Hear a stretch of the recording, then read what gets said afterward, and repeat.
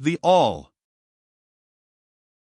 Under, and back of, the universe of time, space and change, is ever to be found the substantial reality, the fundamental truth. The Kybalion. Substance means that which underlies all outward manifestations, the essence, the essential reality, the thing in itself, etc. Substantial means actually existing, being the essential element, being real, etc. Reality means the state of being real, true, enduring, valid, fixed, permanent, actual, etc. Under and behind all outward appearances or manifestations, there must always be a substantial reality. This is the law. Man, considering the universe, of which he is a unit, sees nothing but change in matter, forces, and mental states. He sees that nothing really is, but that everything is becoming and changing. Nothing stands still, everything is being born, growing, dying. The very instant a thing reaches its height, it begins to decline. The law of rhythm is in constant operation. There is no reality, enduring quality, fixity, or substantiality in anything. Nothing is permanent but change. He sees all things evolving from other things, and resolving into other things, constant action and reaction, inflow and outflow, building up and tearing down, creation and destruction, birth, growth, and death. Nothing endures but change. And if he be a thinking man, he realizes that all of these changing things must be but outward appearances or manifestations of some underlying power, some substantial reality. All thinkers, in all lands and in all times, have assumed the necessity for postulating the existence of this substantial reality. All philosophies worthy of the name have been based upon this thought. Men have given to this substantial reality many names. Some have called it by the term of deity, under many titles. Others have called it the infinite and eternal energy. Others have tried to call it matter, but all have acknowledged its existence. It is self-evident, it needs no argument. In these lessons we have followed the example of some of the world's greatest thinkers, both ancient and modern, the Hermetic masters, and have called this underlying power, this substantial reality, by the Hermetic name of the All, which term we consider the most comprehensive of the many terms applied by man to that which transcends names and terms. We accept and teach the view of the great Hermetic thinkers of all times, as well as of those illumined souls who have reached higher planes of being, both of whom assert that the inner nature of the All is unknowable. This must be so, for not by the All itself can comprehend its own nature and being.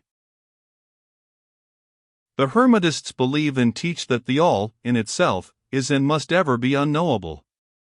They regard all the theories, guesses and speculations of the theologians and metaphysicians regarding the inner nature of the All, as but the childish efforts of mortal minds to grasp the secret of the infinite. Such efforts have always failed and will always fail, from the very nature of the task.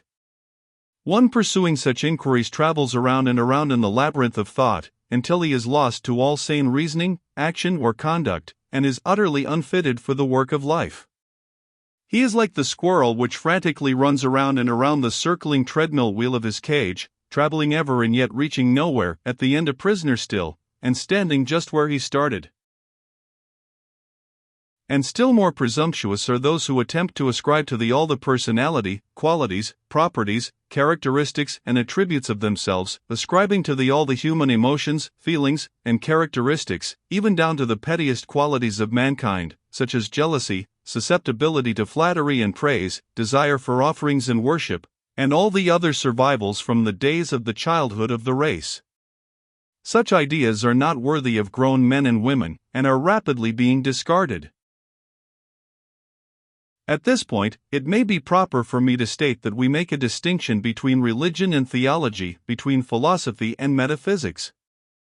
Religion, to us, means that intuitional realization of the existence of the All, and one's relationship to it, while theology means the attempts of men to ascribe personality, qualities, and characteristics to it, their theories regarding its affairs, will, desires, plans, and designs, and their assumption of the office of middleman between the All and the people. Philosophy, to us, means the inquiry after knowledge of things knowable and thinkable, while metaphysics means the attempt to carry the inquiry over and beyond the boundaries and into regions unknowable and unthinkable, and with the same tendency as that of theology. And consequently, both religion and philosophy mean to us things having roots in reality, while theology and metaphysics seem like broken reeds, rooted in the quicksands of ignorance, and affording naught but the most insecure support for the mind or soul of man. We do not insist upon our students accepting these definitions, we mention them merely to show our position. At any rate, you shall hear very little about theology and metaphysics in these lessons. But while the essential nature of the all is unknowable, there are certain truths connected with its existence which the human mind finds itself compelled to accept. And an examination of these reports form a proper subject of inquiry, particularly as they agree with the reports of the illumined on higher planes.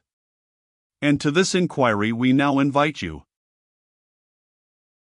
That which is the fundamental truth, the substantial reality, is beyond true naming, but the wise men call it the all. The Kybalion. In its essence, the all is unknowable. The Kybalion. But, the report of reason must be hospitably received, and treated with respect. The Kybalion. The human reason, whose reports we must accept so long as we think at all, informs us as follows regarding the all, and that without attempting to remove the veil of the unknowable. 1. The all must be all that really is. There can be nothing existing outside of the all, else the all would not be the all. 2. The all must be infinite, for there is nothing else to define, confine, bound, limit, or restrict the all. It must be infinite in time, or eternal. It must have always continuously existed, for there is nothing else to have ever created it, and something can never evolve from nothing, and if it had ever not been, even for a moment, it would not be now. It must continuously exist forever, for there is nothing to destroy it, and it can never not be, even for a moment, because something can never become nothing. It must be infinite in space, it must be everywhere, for there is no place outside of the all. It cannot be otherwise than continuous in space, without break, cessation, separation, or interruption, for there is nothing to break, separate, or interrupt its continuity, and nothing with which to fill in the gaps. It must be infinite in power, or absolute, for there is nothing to limit, restrict, restrain, confine, disturb, or condition it. It is subject to no other power, for there is no other power. 3. The all must be immutable, or not subject to change in its real nature, for there is nothing to work changes upon it, nothing into which it could change, nor from which it could have changed.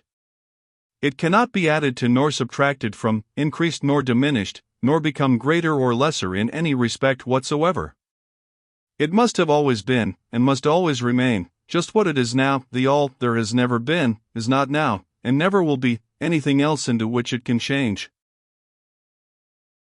The all being infinite, absolute, eternal, and unchangeable, it must follow that anything finite, changeable, fleeting, and conditioned cannot be the all. And as there is nothing outside of the all, in reality, then any and all such finite things must be as nothing in reality. Now do not become befogged, nor frightened. We are not trying to lead you into the Christian Science field under cover of Hermetic philosophy. There is a reconciliation of this apparently contradictory state of affairs. Be patient, we will reach it in time. We see around us that which is called matter, which forms the physical foundation for all forms. Is the all merely matter? Not at all. Matter cannot manifest life or mind, and as life and mind are manifested in the universe, the all cannot be matter, for nothing rises higher than its own source. Nothing is ever manifested in an effect that is not in the cause, nothing is evolved as a consequent that is not involved as an antecedent. And then modern science informs us that there is really no such thing as matter, that what we call matter is merely interrupted energy or force, that is, energy or force at a low rate of vibration. As a recent writer has said, matter has melted into mystery. Even material science has abandoned the theory of matter, and now rests on the basis of energy. Then is the all mere energy or force? Not energy or force as the materialists use the terms, for their energy and force are blind, mechanical things, devoid of life or mind. Life and mind can never evolve from blind energy or force, For the reason given a moment ago, nothing can rise higher than its source, nothing is evolved unless it is involved, nothing manifests in the effect, unless it is in the cause. And so the all cannot be mere energy or force, for, if it were, then there would be no such things as life and mind in existence, and we know better than that, for we are alive and using mind to consider this very question, and so are those who claim that energy or force is everything. What is there then higher than matter or energy that we know to be existent in the universe? Life and mind. Life and mind in all their varying degrees of unfoldment. Then, you ask, do you mean to tell us that the all is life and mind? Yes. And no, is our answer. If you mean life and mind as we poor petty mortals know them, we say no. The all is not that. But what kind of life and mind do you mean, you ask? The answer is living mind, as far above that which mortals know by those words, as life and mind are higher than mechanical forces, or matter. Infinite living mind is compared to finite life and mind. We mean that which the illumined souls mean when they reverently pronounce the word, spirit.